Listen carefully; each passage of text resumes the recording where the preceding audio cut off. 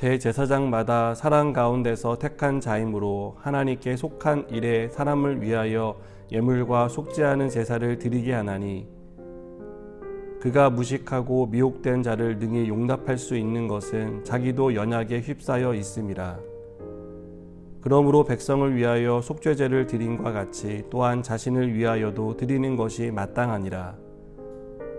이 종귀는 아무도 스스로 취하지 못하고 오직 아론과 같이 하나님의 부르심을 받은 자라야 할 것이니라. 또한 이와 같이 그리스도께서 대제사장 되심도 스스로 영광을 취하심이 아니오 오직 말씀하신 이가 그에게 이르시되 너는 내 아들이니 내가 오늘 너를 낳았다 하셨고, 또한 이와 같이 다른 데서 말씀하시되 내가 영원히 멜기세덱의 반차를 따르는 제사장이라 하셨으니 그는 육체에 계실 때에 자기를 죽음에서 능히 구원하실 이에게 심한 통곡과 눈물로 간구와 소원을 올렸고 그의 경건하심으로 말미암아 들으심을 얻었느니라. 그가 아들이시면서도 받으신 고난으로 순종함을 배워서 온전하게 되셨은즉 자기에게 순종하는 모든 자에게 영원한 구원의 근원이 되시고 하나님께 멜기세덱의 반차를 따른 대제사장이라 칭하심을 받으셨느니라. 멜기세덱에 관하여는 우리가 할 말이 많으나 너희가 듣는 것이 두나무로 설명하기 어려우니라. 때가 오래되었으므로 너희가 마땅히 선생이 되었을 터인데 너희가 다시 하나님의 말씀의 초보에 대하여 누구에게서 가르침을 받아야 할 처지이니 단단한 음식은 못 먹고 젖이나 먹어야 할 자가 되었도다.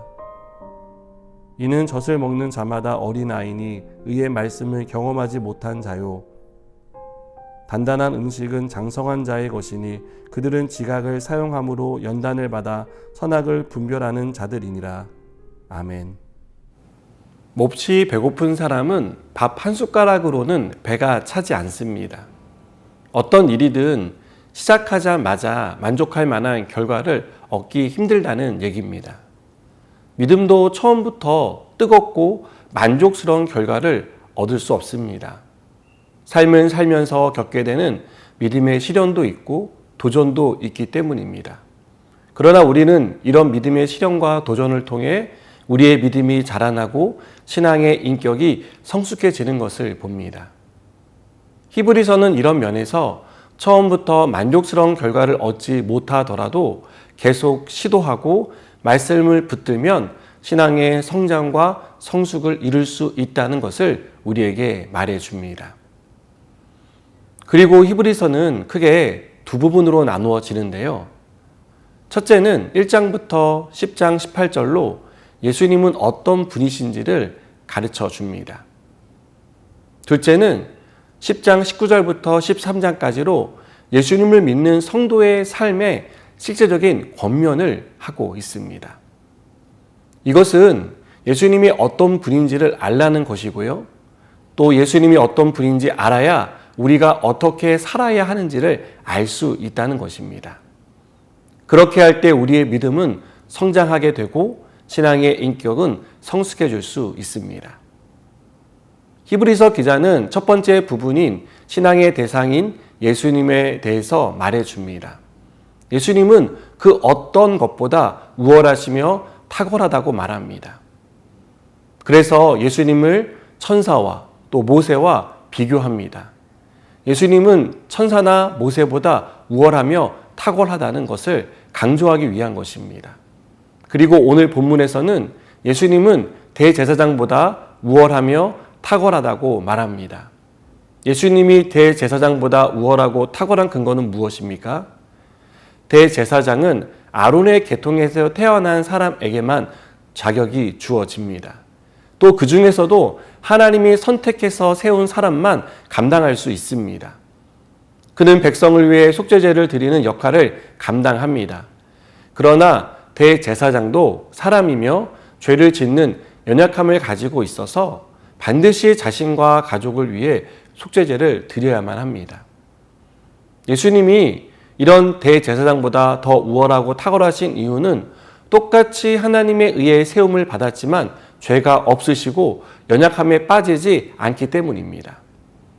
예수님은 사람의 계보를 따르지 않고 멜기세덱의 계열을 따라 대제사장이 되셨습니다. 그리고 우리를 죄에서 구원하기 위해 하나님 앞에 심한 통곡과 눈물로 간구하셨습니다. 예수님은 친히 대제사장이 되셔서 우리의 죄를 대속해 주셨습니다. 우리는 예수님이 우리의 죄를 대속해 주심으로써 구원을 받았고 하나님의 자녀가 되었습니다. 이 사실을 믿는 사람은 현재의 신앙에 머무르지 않습니다. 신앙과 삶의 간격을 좁히기 위해 자기의 몸을 쳐서 복종합니다. 말씀에 순종해서 하나님의 말씀을 쫓아 살아갑니다. 그러나 히브리서를 받는 초대교회 성도들 중에는 여전히 어린아이와 같은 신앙에 머물러 있는 사람이 있었습니다. 그래서 히브리서 기자는 벌써 선생이 되어 다른 사람을 가르쳐야 하는데 아직 초보적인 신앙을 벗어나지 못했다고 책망합니다. 12절을 세번역 성경은 시간으로 보면 여러분은 이미 교사가 되어야 할 터인데 다시금 하나님의 말씀의 초보적 원리를 남들에게서 배워야 할 처지에 놓여 있습니다. 여러분은 단단한 음식물이 아니라 젖을 필요로 하는 사람이 되었습니다. 라고 번역합니다. 여러분, 믿음은 성장해야 합니다. 성장이라고 해서 무조건 상승 곡선을 가리키는 것은 아닙니다. 신앙생활의 여정은 상승 곡선을 그릴 때도 있지만 반대로 하향 곡선을 그릴 때도 있습니다. 우리가 인생을 살면서 좋은 일만 겪는 것은 아니듯 신앙생활도 마찬가지입니다. 중요한 것은 이 모든 일이 우리의 믿음을 성장하게 하고 성숙하게 한다는 것입니다. 사랑하는 여러분, 우리의 믿음과 삶이 구원받은 사람답게 변하기를 바랍니다. 현재에 머물러 있지 말고 과거에 묶여 있지 않도록 말씀과 기도로 깨어 있는 저와 여러분이 되었으면 좋겠습니다. 그렇게 할 때 우리의 삶과 믿음의 간격은 좁혀질 것입니다. 그래서 우리의 믿음이 그리스도의 장성한 분량에 충만한 데까지 이르게 될 것이라고 믿습니다. 기도하시겠습니다. 하나님 아버지 감사합니다. 오늘 말씀을 통해 우리의 믿음이 어떠해야 하는지를 가르쳐주셔서 감사합니다. 삶과 믿음의 간격을 좁혀가고 그러므로 인하여 주님께 더 가까이 나아가는 우리의 삶이 되게 하여 주시옵소서. 예수님의 이름으로 기도드립니다. 아멘.